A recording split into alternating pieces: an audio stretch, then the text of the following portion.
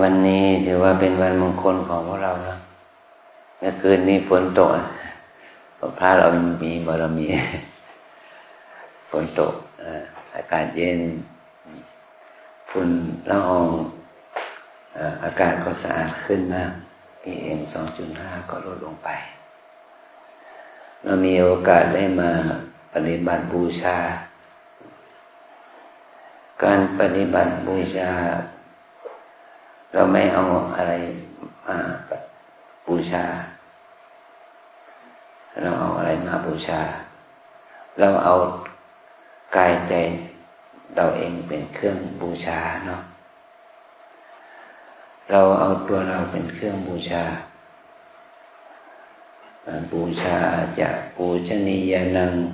เอตัมมังคะละมุตตมังบูชาในพระสิ่งที่ควรบูชาคือบูชาพระรัตนตรัยเป็นมหากุศลเป็นมงคลเราเอาอะไรมาบูชาเอากายเอาใจเราบูชาปฏิบัติบูชาเพื่อทำให้จิตใจเราเป็นมหากุศล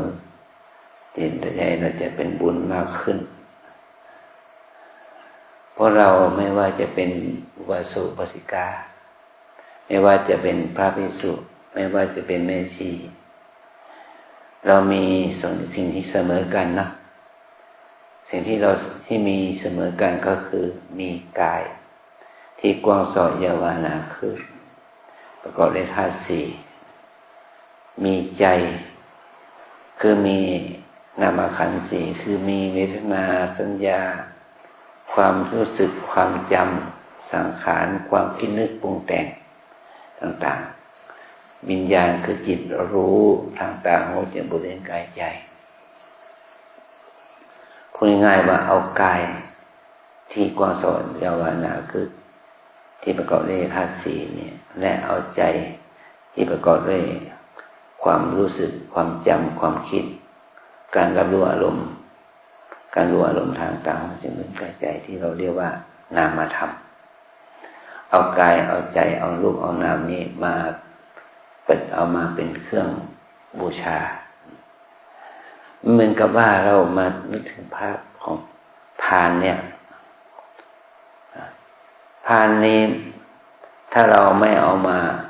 เป็นที่รองรับของดอกไม้ธูปเทียนมันก็อยู่ใต้ฐานโต๊ะฐานเก้าอี้เก็บไว้ในห้องเก็บของ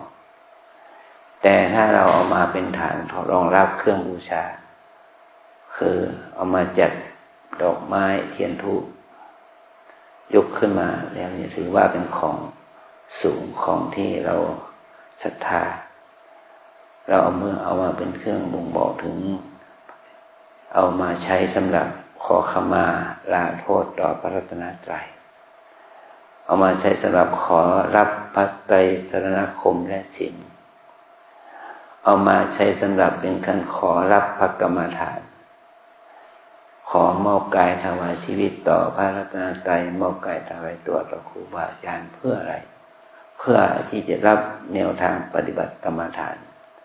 จุดประสงค์ก็คือเพื่อจะทำให้เราเข้าถึงความจริงของชีวิตคือมรรคผลนิพพานอันที่สี่เราเอามาบูชาเพื่อขอขมาครูบาอาจารย์ว่าเรามีบาปมีกรรมมีโทษกับครูบาอาจารย์มาชาติไหนกับกันไหนก็ขอขมาลาโทษทั้งต่อหน้าและรับหลังทั้งกลางวันและกลางคืนทั้งรู้และไม่รู้ก็ตามนะขออโหสิต่อครูบาอาจารย์นี่คือว่าสิ่งที่เราทำเนี่ยเราได้เคลียร์สิ่งที่ก่อให้เกิดโทษแก่ตนเองได้เคลียร์ว่าการที่เราเข้ามาถูกต้องนะเข้าตามต่อออกทางประตูเนาะ เข้ามาเพื่อที่อะไรเพื่อที่จะน้อมรับคำสั่งสอนจากครูบาอาจารย์น้อมรับสิ่งที่ครูบาอาจารย์ได้แนะนำและเราต้องไปปฏิบัติด้วยความศรัทธาด้วยความเพียรด้วยความมีสติสมาธิเพื่อให้เกิดตัวความรู้คือตัวปัญญา นี่ทั้งพระคุณเจ้าเนี่ยพระท่านเป็นพระนิสิตด้วยอยู่ในเรียนระดับไหนระดับปอเอกนะปอเอกเนี่ยต่อไปท่านจะเป็นด็อกเตอร์ละเป็นว่าที่ด็อกเตอร์นะผมยังไม่เป็นด็อกเตอร์เลยเนี่ย เพราะว่าการเรียนมันก็ต้องมีการเรียนทางวิชาการและเป็นการเรียนในเชิงปฏิบัติการการปฏิบัติธรรมนี่เป็นการเรียนอย่างยิ่งจะทำให้เรารู้ถึงความจะทำให้เรารู้ถึงความรู้ที่พิเศษเราจะได้ปริญญาเราจะเรียนปริญญาตรีปริญญาโทปริญญาเอกก็ตามหรือจะเรียนเป็นปริญญาธรรมนักธรรมอะไรก็ตามถ้าเราเรียนแล้วเราไม่ได้ปฏิบัติเราก็ไม่ได้ปริญญาของพระพุทธเจ้าปริญญาของพระพุทธเจ้ามี3อย่าง1คือญาตปริญญารู้ปริญญาตัวนี้ปริญญาแปลว่ารู้รอบรู้ทั่วรู้รอบรู้ทั่วทวนรู้ในคุณสมบัติของรูปนามของกายใจว่ากายใจรูปนามที่เราเรียกว่าเป็นคนเป็นสัตว์เป็นหญิงเป็นชายเป็นพระเป็นโยมเนี่ยมีองค์ประกอบ2อย่างคือรู้รูปคือกายโดยความเป็นของไม่มีตัวตนรับรู้อารมณ์อะไรก็ไม่ได้รู้ถึงว่ากายนี้เป็นของที่ไม่รู้อารมณ์รู้ว่ากายนี้เป็นแค่สักแต่ว่าธาตุสี่นะถ้าเรารู้อย่างนี้ว่ากายใจนี่มีมันก็เป็นสภาพธรรมที่เราเรียกว่าธาตุสี่รู้อารมณ์ไม่ได้เนี่ยเป็นธรรมชาติที่มีความผันแปรเปลี่ยนแปลงเสื่อมสลายนี่คือการรู้ถึงความรู้อันที่1คือญาตปริญญาอันที่2คือรู้ใจรู้ว่าจิตใจของเรานี่มีอาการอย่างนี้มีอาการอย่างนี้คือ1เรารู้สึกความรู้ทางด้านจิตใจก็คือว่าใจเป็นธรรมชาติรู้อะไรบ้างรู้สึกทุกข์รู้สึกสุขรู้สึกดีใจเสียใจรู้สึกเฉยเป็นเรียกว่าเวทนานะรู้จำคือสัญญาตั้งแต่เราเกิดมาจนถึงวันนี้เราจำอะไรบ้างจำเรื่องอะไรได้บ้างในความทรงจำของเราก็ให้เรารู้ถึงว่ามันมีความจำนี่ไม่ใช่ว่าแก่เฒ่าแล้วไม่มีความจำเฒ่าแก่แล้วก็มีความจำเราเป็นเด็กเราก็จำว่าสิ่งที่เราเห็นได้ยินกินรสสัมผัสนั้นมันเป็นเรียกว่าเป็นสีอะไรสีขาวสีเหลืองสีเขียวสีแดงอะไรอย่างเนี้ยเราจำพื้นฐานรู้ว่าเป็นคนเป็นพระเป็นสัตว์เป็นสิ่งของอันนี้เขาเรียกว่ารู้จำอันที่4อันที่3อันที่3รู้คิดความรู้เนี่ยมันรู้คิดนึกไปทางดีในทางไม่ดีคิดนึกไปที่เป็นบุญเป็นบาปคิดนึกไปในทางที่ก่อให้เกิดประโยชน์คิดนึกที่ก่อให้เกิดโทษที่เรามีความคิดมีการวางแผนนั้นนี่มีแผน1แผน2แผน3ความคิดนี่คือความรู้ที่เกิดจากการคิดเนี่ยนี่เราเรียกว่าความรู้ระดับสังขารอันที่4คือความรู้ระดับวิญญาณคือว่าจิตรู้ทางตาคือเห็นลืมตาก็เห็นละเราเห็นอะไรล่ะเห็นสิ่งที่มากระทบตาเรามีอะไรบ้างล่ะเห็นสี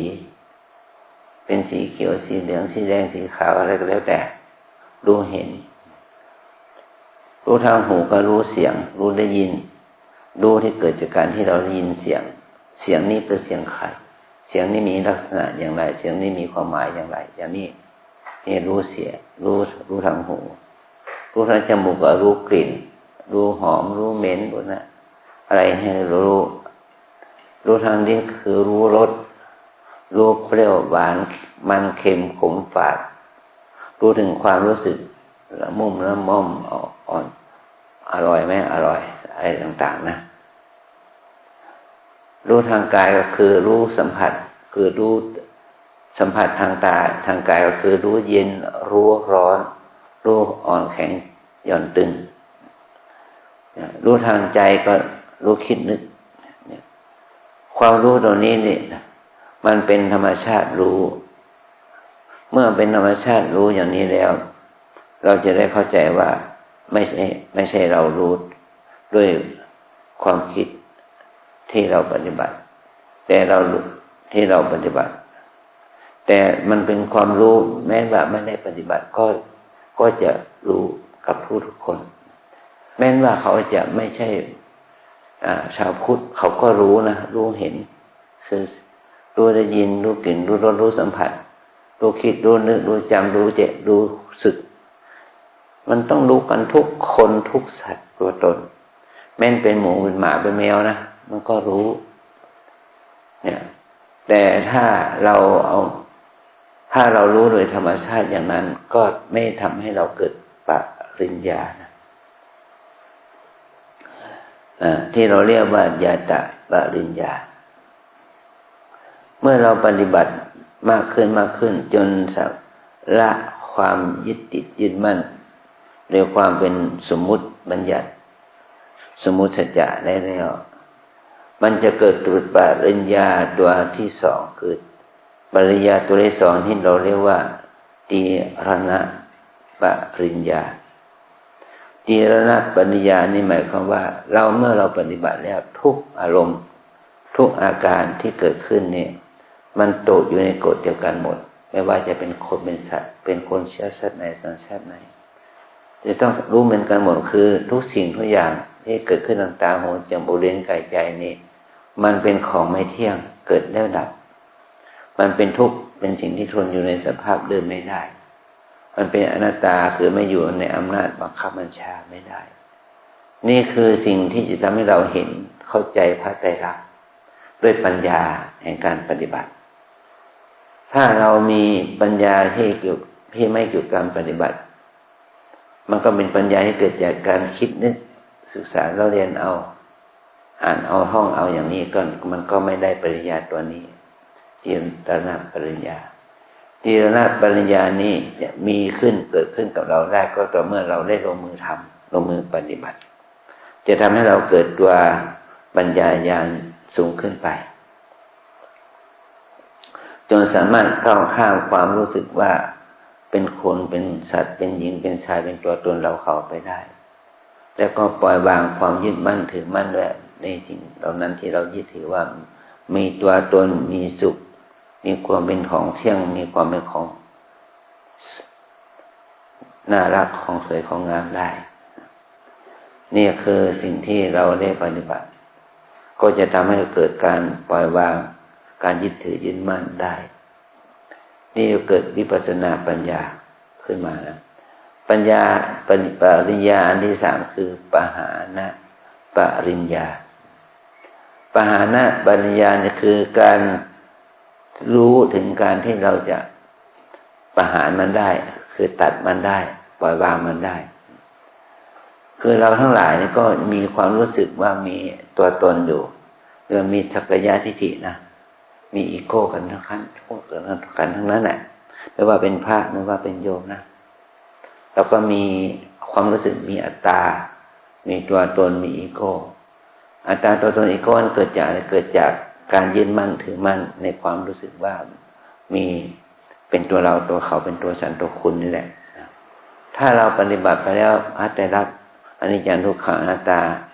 ปรากฏได้แจ่มแจ้งชัดเจนแหลมคมขึ้นมาจนถึงเราเข้าถึงคุณธรรมเรื่องสูงละบรรลุถึงมรรคผลนิพพานเมื่อเราบรรลุปฏิบัตินี้เข้าถึงมรรคผลนิพพานนี่แหละมันจะทำให้เราได้ปริญญาตัวที่สามคือปหานะปริญญานะ ประหารความยึดถือยึดมั่นออกที่เคยยึดถือยึดมั่นว่ามีตัวมีตนมีกายใจนี้รู้สึกว่าเป็นตัวเราตัวเขาได้มันก็จะทำให้เราเนี่ยมีการเรียนรู้ด้วยปัญญาที่จะละความยึดถือยึดมั่นเป็นอัตตาตัวตนนี้ได้อันนี้คือเป้าหมายของพวกเรานะที่พระพี่เลี้ยงท่านนำขอกรรมฐานเนี่ยขอให้ข้าพเจ้าได้บรรลุมรรคผลนิพพานขออาจารย์จงให้กรรมฐานแก่ข้าพเจ้าเพื่อกระทำให้แจ้งซึ่งมรรคผลนิพพานก็คือเป้าหมายนี่แหละนะไม่ว่าเราจะทำถึงไม่ถึงก็ต้องทนเนาะ ต้องทนสู้นะแม้ว่าเราจะเป็นชาวบ้านจะเป็นคิดถึงเรื่องแต่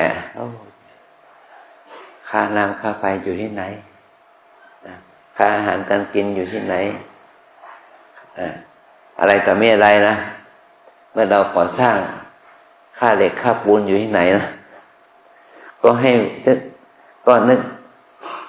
ก็มันก็นึกอยู่แต่ว่าขอให้เราปล่อยวางให้ได้เนาะเบื้องต้นเขาเรียกว่าให้นึกถึงว่าเราจะปฏิบัติธรรมให้ได้ผลอย่างไรเราปฏิบัติธรรมให้ได้ผลอย่างไรไม่ต้องคำนึงถึงไม่ต้องกังวลถึงค่าเทอมหน้าเนี่ยจะเอาเงินไหนมาจ่ายนะขอให้เราตั้งใจทำเมื่อทำความดีถึงที่สุดแล้วเนี่ยผมก็คิดว่าท่านทั้งหลายจะมีผู้อุปถัมภ์มีผู้ที่ใส่ใจเอาใจใส่นะเมื่อเราได้ปริญญาทางโลกปริญญาเอกนี่ก็คือว่าเป็นความรู้ที่น่าอนุโมทนาแต่ว่าถ้าเราได้ปริญญาทางธรรมไปด้วยมันก็น่าอนุโมทนาอย่างยิ่งนะความดีงามนี้มันจะเกิดขึ้นกับพระศาสนานะความดีงามนี้มันจะเกิดขึ้นต่อพระสัทธรรมของสั่งสอนของพระพุทธเจ้าให้เราทำเพื่อเป็นตัวอย่างเป็นเยี่ยงอย่างเนี่ยคือพระมหาวิทยาลัยมี2มหาวิทยาลัยนะโดมนะที่นักศึกษาที่เข้าเรียนระดับปริญญาตรีปริญญาโทปริญญาเอกท่านมีกฎเกณฑ์ที่จะให้พระเข้ามาปฏิบัติกรรมฐานด้วยนะปฏิบัติธรรมด้วยเนี่ยคือระดับนักศึกษาระดับปริญญาตรีท่านก็ให้นิสิตปริญญาตรีเนี่ยปฏิบัติธรรมทุกปีละ10 วันเมื่อจบปริญญาตรีได้ถ้าอยากจะต่อปริญญาโทในมหาวิทยาลัยสงฆ์นะจะต้องเรียนแล้วก็ต้องปฏิบัติ30 วันนะปฏิบัติธรรม30 วันเมื่อเราได้จบปริญญาโทแล้วอยากจะเรียนปริญญาเอกมาต่อปริญญาเอกในมหาวิทยาลัยนี่นะทางมหาวิทยาลัยท่านก็ให้เราได้ปฏิบัติธรรม45 วันนะ45 วันเมื่อมีกิจกรรมปฏิบัติอยู่45 วันเนี่ยอาจจะมีผู้มีบุญนะบางทีก็อาจจะได้บรรลุถึงปริญญาที่1ปริญญาที่2ปริญญาที่3ในธรรมหมายของปริญญาของพระพุทธเจ้าอาจจะมีได้นะแม้นที่สุดเราจะไม่ได้ปริญญาของพระพุทธเจ้าในการปฏิบัติเนี่ยเราก็จะได้ปริญญาทางโลกเป็นพระที่มีคุณภาพมีศีลมีธรรมประพฤติปฏิบัติเป็นข้อวัดปฏิบัติที่ดีขึ้นเป็นที่ตั้งเป็นที่ศรัทธาเลื่อมใสของศรัทธาญาติโยมได้แล้วท่านทั้งหลายเหล่านี้ก็จะได้เป็นตัวอย่างแบบอย่างสั่งสอนศรัทธาญาติโยมเนี่ยนำพระพุทธศาสนาเป็นไปในทางที่ดีงามนะผมก็มีความหวังว่าสัก5 ปี10 ปีข้างหน้าคงจะมีสำนักปฏิบัติธรรมเกิดขึ้นที่ทางอุตรดิตถ์บ้างเนาะตอนนี้มันก็มีหลายสำนักแล้วนะนี่คือเงื่อนไขว่าถ้าเราได้ประพฤติปฏิบัติแล้วก็นำเอาหลักปฏิบัติเนี่ยเอาไปพัฒนาวัด เอาไปพัฒนาอุบาสกอุบาสิกาศรัทธาญาติโยมองค์กรเอกชนสถาบันสถานศึกษาและหน่วยราชการหรือประชาชนชาวบ้านโรงเรียนระดับประถมมัธยมถ้ามีโอกาสก็เราจะต้องพัฒนาวัดเราเป็นไปในลักษณะเช่นใดอันนี้คือเป้าหมายที่เรานั้นได้เป็นพระเพื่อจะพัฒนาวัดเป็นในทางเช่นใดซึ่งในยุคนี้นี่ว่าพระราโชบายของสมเด็จพระสังฆราชนะท่านองค์ก็เน้นให้พระสงฆ์เราเนี่ยทำกิจกรรมปฏิบัติมากกว่าที่จะทำกิจกรรมการก่อสร้างนี่คือสิ่งที่ท่านได้ออกนโยบายเนี่ยก็ถือว่าเป็นนโยบายของพระสังฆราชเป็นนโยบายของอาจจะเป็นสตาฟของท่านก็ได้อยากจะเอานโยบายนี้มาใช้เพื่อจะเป็นประโยชน์สิ่งที่เราได้มาปฏิบัติเนี่ยมันเป็นเครื่องตอบสนองที่จะทำให้สำนักปฏิบัติธรรมประจำจังหวัดหรือผู้ที่จะเอาวัดเราเป็นสำนักปฏิบัติธรรมประจำจังหวัดได้พัฒนาตัวเองต่อถึงพัฒนาเสนาสนะในวัดนั้นเพื่ออะไรเพื่อให้เป็นสถานที่ปฏิบัติธรรมนะมันนี่คือผมยกตัวอย่างนะอาตมาก็ยกตัวอย่างนะโยมนะเมื่อประมาณปี2500เท่าไหร่ประมาณ30กว่า31เนี่ยใต้ดินนี้มันไม่มีนะมันเป็นแค่ผืนดินที่ยกขึ้นมาเป็นโบราณสถานเก่าๆมันเป็นศาลาเอาเป็นสถานที่แห่งนี้เป็นที่เรียงพิมพ์พระไตรปิฎกพระสารนาต่อมาเมื่อมีการเรียงพิมพ์พระไตรปิฎกพระไตรปิฎกพระสารนาเสร็จเนี่ยหลวงพ่อทองพระเดชพระคุณหลวงปู่พร้อมด้วยญาติโยมเนี่ยก็รื้อสถานที่นั้นขุดลงใต้ดินเนี่ยทำเป็นหอพระไตรปิฎกนะมาถึงยุคนี้แล้วผมก็มีความคิดว่าสถานที่ปฏิบัติธรรมที่มันเป็นไพรเวทมันเงียบมันสงบมันมียากมีน้อยผมก็เลยไปถามหลวงปู่ว่า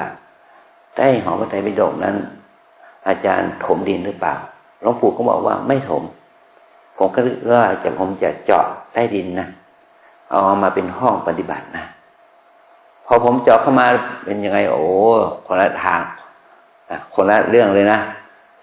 ดินถมทั้งนั้นน่ะเขาเอาดินเก่ามาถมจนติดแต่ใต้คานนี่แหละนะผมก็เลยให้พระเนรพระได้ช่างเนี่ยช่วยกันขุดดินออกไปขุดดินท่านเนี่ยมันก็ติดฐานนะติดฐานแผ่ละช่วงนี้มันว่างเนี่ยผมขุดลงไปเนี่ยมันถึงฐานแผ่มันก็เนี่ยมันก็ขุดไม่ได้แล้วมันก็เลยต่ำแค่นี้นะแล้วก็มาฉาบพื้นฉาบผนังใหม่แล้วก็ติดไฟใหม่แล้วก็ติดเครื่องฟอกอากาศติดแอร์ใหม่เอามาใช้เป็นสถานที่ที่มันเงียบต่อการปฏิบัติ มันก็เกิดขึ้นเพราะว่าสมัยนั้นในยุคนึงในปีไหนปีนั้นน่ะมันเกิดร้อนจัดได้เกินเนี่ย เราก็มีห้องหลบลมร้อนอากาศร้อนเนี่ยอยู่ที่นี่ เราจึงเอาใช้สถานที่เนี่ยว่าเอามาเป็นที่ปฏิบัติธรรมนี่เป็นสถานที่นี้จึงเกิดขึ้นนะโดยความที่ว่ามันมีความจำกัดนะจำกัดพื้นที่เราเอามาใช้โดยที่ว่าเราไม่ได้วางแผนจะสร้างห้องใต้ดิน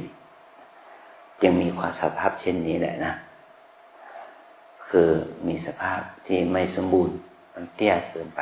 แต่ก็ยังทำหน้าที่นี้ได้อยู่นะเนี่ยคือถ้าเราใช้ อาคารสถานที่เราต้องพัฒนาอาคารสถานที่เพื่อการปฏิบัติถ้าเราไม่มีความคิดเช่นนี้เพื่อการปฏิบัติมันก็สร้างสถานที่เพื่อกิจกรรมอื่นให้มากกว่าอันนี้ก็คือเป็นเหตุให้การพัฒนาวัดที่เป็นไปเพื่อปฏิบัติมันมีน้อยเราพัฒนาวัดเพื่อกิจกรรมอื่นมีมาก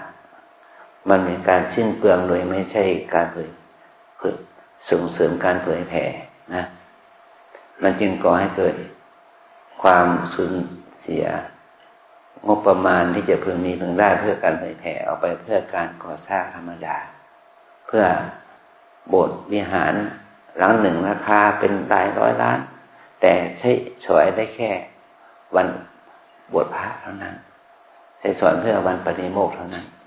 แต่ไม่ใช่ใช้สอยเพื่อกิจกรรมเพื่อการเผยแผ่เลยอย่างนี้เป็นต้นนะอันนี้เรามาปฏิบัตินี้นะก็ขอยินดีกับโยคีนะที่บางคนเนี่ยมาอยู่เป็นเดือน15 วันอะไรอย่างนี้นะหลวงพ่อหลวงพี่ท่านจะมาอยู่15 วันนะต่อได้นะ เป็นเดือนนะต่อได้ยินดีที่จะให้ต่อนะ45 วันวันเดียวไปเลยยินดีนะถือว่าหวังว่าเราจะได้อยู่ด้วยกันนานๆเนาะในกรรมฐานเนี่ยเรามาฝึกเพื่อให้เราเกิดทักษะสร้างสติพัฒนาสติสมาธิปัญญาให้เกิดขึ้นการที่สติสมาธิปัญญาที่เกิดขึ้นในใจเรานี่แหละนี่เราเรียกว่าผลสำเร็จที่เกิดจากการภาวนานะถ้าเรามานั่งเฉยๆปวดเจ็บเมื่อยขบปวดหลังปวดเอวปวดแข้งปวดขาอยู่เฉยๆเนี่ยแต่ไม่เกิดสติไม่เกิดสมาธิไม่เกิดความเพียรไม่เกิดความอดทนนี่เรียกว่าเราไม่ได้ฝึกปฏิบัติกรรมฐานเราฝึกเพื่อให้เกิดความอดทนอดกลั้นตามสภาพแต่ถ้าเราฝึกเพื่อให้เกิดสติสมาธิปัญญาความเพียรความอดทนความศรัทธาที่มีอยู่ในตนนี่แหละนี่เราเรียกว่าเป็นการปฏิบัติพระกรรมฐานเป็นการปฏิบัติวิปัสสนากรรมฐานนะเมื่อเราเจริญวิปัสสนากรรมฐานนี่แหละจะทำให้เราเห็นหรือเข้าใจคำว่าเห็นนี่หมายความว่าเข้าใจตัวเองให้รู้จักตัวเองอ่านตัวออกบอกตัวได้ใช้ตัวเป็นให้เราฝึกตัวเองให้เราอ่านตัวออกบอกตัวได้ใช้ตัวเป็นว่ากายใจหรือรูปนามนี้มันเป็นของไม่เที่ยงเป็นทุกข์เป็นอนัตตาไม่ใช่ตัวตนเราเขาไม่ใช่หญิงชายที่เรายึดมั่นถือมั่นนะถ้าโยคีปฏิบัตินั้นเห็นสภาวะหรือรู้สภาวะของกาย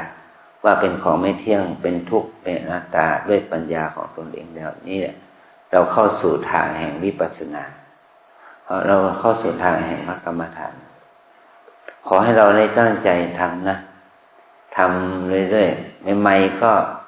อาจจะไม่รู้ถึงคุณค่าไม่รู้ถึงอานิสงส์ไม่มีศรัทธาต่อการปฏิบัติแค่เดินนั่งมันจะเป็นกรรมฐานได้อย่างไรถ้าแค่เดินนั่งมันจะเป็นบุญได้อย่างไรบางคนจะมีความคิดอย่างนั้นใช่ไหมคนที่มาเข้าวัดครั้งแรกแล้วมาเข้าวัดมาหาอะไรมาหาโชคลาภวาสนามาหาความร่ำรวยมาหาความรวยความเฮงอะไรต่อมีอะไรนะอันนี้ก็ไม่ใช่ทางกรรมฐานของเรานะทางกรรมฐานของเราให้เรามาหาธรรมะมาให้เรารู้จักกายใจนี้เป็นอย่างไรนะธรรมะ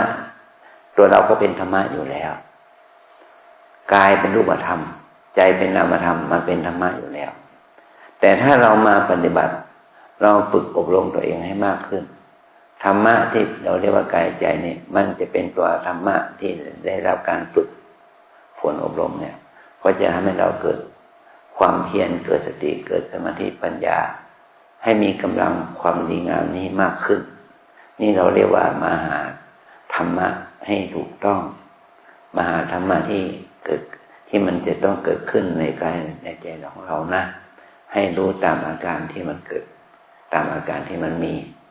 นี่คือว่ารู้จักธรรมะรู้ธรรมะนะเอาตัวนี้เราเวลามันจะจวนเพลนแล้วเนาะขอให้เราทั้งหลายได้สมถานพระกรรมฐานเนาะว่าตามนะวิปัสสนากรรมฐานตามแนวสติปัฏฐานมีสี่อย่างหนึ่งกายสองเวทนาสามจิตสี่ธรรมวิปัสสนากรรมฐานตามแนวสติปัฏฐานมีสี่อย่างหนึ่งกายสองเวทนาสามจิตสี่ธรรมหนึ่งกายสองเวทนา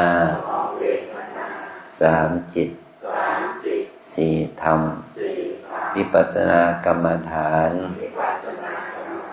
ตามแนวสติปัฏฐานสี่หนึ่งกายานุปัสสนาเวทนานุปัสสนาจิตตานุปัสสนาธัมมานุปัสสนากายานุปัสสนาสติปัฏฐานเวทนานุปัสสนาสติปัฏฐานจิตตานุปัสสนาสติปัฏฐานธัมมานุปัสสนาสติปัฏฐานสติปัฏฐานแปลว่าที่ตั้งแห่งการเจริญสติที่ตั้งแห่งการเจริญสติกายานุปัสสนาแปลว่าระลึกรู้ตามอนุปัสสนาแปลว่าระลึกรู้ตามซึ่งกายที่ตั้งแห่งการเจริญสติคือการตามระลึกรู้อยู่เนืองๆซึ่งกายที่ตั้งแห่งการเจริญสติคือการตามระลึกรู้อยู่เนืองๆซึ่งเวทนาอันที่สามว่าที่ตั้งแห่งการเจริญสติคือการตามระลึกรู้อยู่เนืองๆซึ่งจิตใจซึ่งจิตความคิดเนี่ยอันที่สี่ที่ตั้งการเจริญสติคือการตามระลึกรู้อยู่เนืองๆซึ่งธรรมการตามระลึกรู้อยู่เนืองๆซึ่งกายคือกายาเรื่องที่เราเรียกว่ากายานุปัสสนาสติปัฏฐานเนี่ยเราตามระลึกรู้อยู่เนืองๆซึ่งกายมันก็มีห้ามีหกฐานที่สำคัญก็คือหนึ่งอานาปานะเรารู้ถึงอาการที่ลมหายใจเข้าออกรู้ถึงอาการพองยุบนี่แหละลมเข้าลมออกให้เรารู้ถึงว่าหายใจเข้ายาวออกยาวเข้าสั้นออกยาวออกสั้นถ้าเรารู้ถึงอาการพองอาการยุบนี่เป็นฐานที่หนึ่งนะอันที่สองก็คืออิริยาบถย่อยคือการกราบโค้งเหยียดก้มเงยอิริยาบถย่อยที่เกิดจากการขบฉันล้างหน้าแปรงฟันบ้วนปากอิริยาบถย่อยที่เกิดจากการนุ่งห่มสวมเสื้อผ้านุ่งสบงทรงจีวรอิริยาบถย่อยที่เกี่ยวกับการกินดื่มลิ้มพูดคิดเล็กๆน้อยๆเนี่ยกินดื่มลิ้มพูดหรือว่าการเจริญสติปัฏฐานที่รู้ถึงอาการที่เราเคลื่อนไหวถ่ายหนักถ่ายเบาล้างหน้าแปรงฟันก็นี่เราเรียกว่าเข้าถึงอิริยาบถย่อยทางกายอันที่สามที่ด้านการเจริญสติคือการรู้อิริยาบถใหญ่ในกรณีที่เราเดินจงกรมยืนอยู่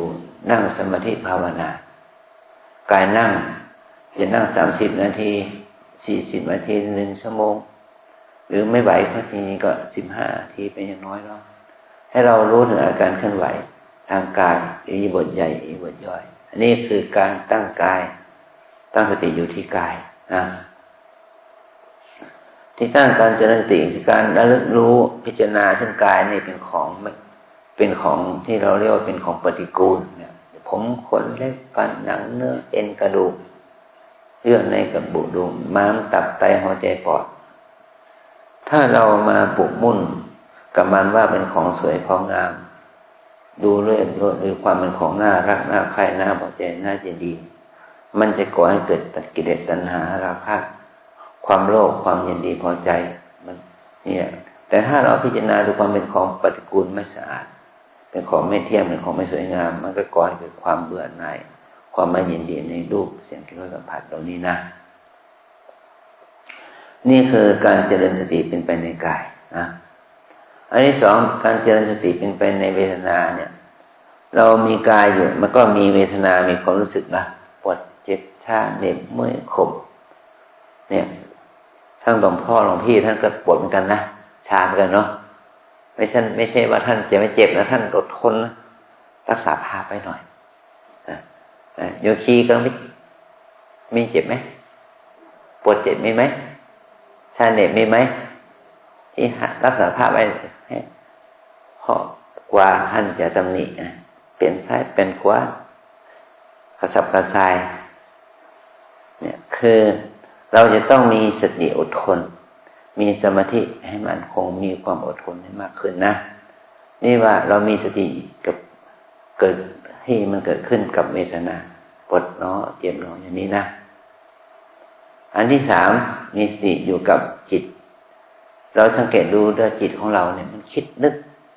คิดดีบ้างคิดไม่ดีบ้างมีความคิดที่เกี่ยวกับกิเลสตัณหาราคะโทสะโมหะยินดีพอใจไม่ยินดีไม่พอใจโลภโกรธหลงมันมีความคิดมากมายถ้าเรามาปฏิบัตินี่เราจะไม่ตามความคิดไม่ตามจิตจะดีก็ตามไม่ดีก็ตามให้เรามีสติแล้วรู้ให้รู้เท่าทันมันอย่างนี้นะดูตามจิตแล้วก็ระลึกรู้ว่าจิตนี่เป็นของไม่เที่ยงอย่างนี้ธรรมานุปัสสนาคือระลึกรู้ตามอาการของธรรมเนี่ยหมายความว่าเราทุกลูกทุกคนนะเราเอาอวัยวะมาครบไหมครบเนาะเอาตามาครบไหมเอาหูมาเอาจมูกมาเอาลิ้นมาเนาะเอากายมาเอาใจมาเมื่อเรามีตาหูจมูกลิ้นกายใจเนี่ยมันก็จะเป็นเหตุให้เราได้สัมผัสกับอารมณ์ข้างนอกคือสีเสียงกลิ่นรสสัมผัสเย็นร้อนอ่อนแข็งตึงอ่อนหย่อนตึงนี่นะเมื่อเราได้สัมผัสกับสีเสียงรสสัมผัสแล้วเราจะมีความรู้สึกนะชอบไม่ชอบฟุ้งซ่านรำคาญสงสัยขี้เกียจง่วงเหงาเขานอนนานาประการนะเราจะต้องสัมผัสกับอวัยวะทั้งหกที่เราเรียกว่าอายตนะภายนอกเมื่ออายตนะภายนอกมันมากระทบที่อายตนะภายในคือตาหูจมูกลิ้นกายใจเนี่ยมันจะเกิดปฏิกิริยาเป็นบาปเป็นบุญถ้าเรามีสติมันก็เป็นบุญถ้าขาดสติมันก็เป็นบาปนี่เราเรียกว่านิวรณ์ห้าคือชอบไม่ชอบง่วงฟุ้งสงสัยมันจะมีกับเราตลอดเวลานะถ้าเราพลั้งเผลอก็เกิดความรู้สึกอารมณ์ที่เรากระทบเนี่ยรู้สึกชอบใจบางอย่างไม่ชอบใจบางอย่างง่วงเหงาหานอนเชื่องซึมฟุ้งซ่านรำคาญสงสัยมันมีกับทุกคนนะมีมันต้องไม่อย่าคิดว่าไม่มีนะแม้แต่พระเราก็มีนะแม้แต่ผมก็ยังมีเลยบางทีมันก็มีอาการชอบไม่ชอบฟุ้งซ่านรำคาญสงสัยเกิดขึ้นนะเราเรียกว่านิวรณ์เกิดถ้าเราปฏิบัติด้วยดีแล้วมันจะเกิดจาคะเมตตาปัญญาศรัทธามันจะเกิดขึ้นกับเราจะได้เห็นได้รู้ถึงความดีคือเราเรียกว่ากุศลหรือบุญเกิดขึ้นกับเราไปตามลำดับให้คิดว่าหนึ่งหนอหนึ่งบุญนะ1 9 1 1บุญ1 กรรมขยับเคลื่อนไหวนิดหน่อยก็ให้มีสติรู้นั่นแหละเราได้ฝึกให้มันเกิดบุญขึ้นมาในชีวิตของเรานะเราไม่ต้องเชื่อใครให้เชื่อใจตัวเองให้มากเราเชื่อใจตัวเองว่าเราสามารถที่จะปฏิบัติธรรมได้เราเชื่อใจเราเองว่าเราสามารถที่จะเข้าถึงธรรมได้โดยการภาคเพียร ด้วยบารมีธรรมของเรานะกินน้อยนอนน้อยพูดน้อยแล้วก็ปฏิบัติให้มากขึ้นนะการปฏิบัติก็โยคีนะผู้มาใหม่เนี่ยเดิน15 นาทีนั่ง15 นาทีต่อเนื่องกันไปวันหนึ่งละ3 ชั่วโมง5 ชั่วโมง7 ชั่วโมงพอเท่าที่เราจะทำได้โยคีผู้ใหม่ก็สามารถเดินนั่งครั้งละ20 นาทีหรือ30 นาทีได้วันหนึ่งก็ให้ได้5 ชั่วโมง6 ชั่วโมงตามที่เราจะมีเวลานะตั้งใจปฏิบัติเพื่อเป็นถวายเป็นพุทธบูชาเพื่อถวายเป็นพุทธบูชาเป็นธรรมบูชาสังฆบูชาเราเอาตัวเราเป็นเนื้อนาบุญของเรานะเราจะหาเนื้อนาบุญที่ไหนได้แล้วหาได้ที่ตัวเรานี่แหละให้ตัวเราเองนะเอาเป็นเนื้อนาบุญของเราเพื่อให้เราได้บารมีธรรมให้ได้บุญกุศลเกิดขึ้นกับเราเพื่อให้เราเล่เข้าถึงเจ้าเป้าหมายของชีวิตคือมรรคผลนิพพานเป็นที่สุดขอบุญกุศลนี้จงมาเกิดผลแก่เราทั้งหลายจงทุกข์ทั่วหน้ากันด้วยเถิด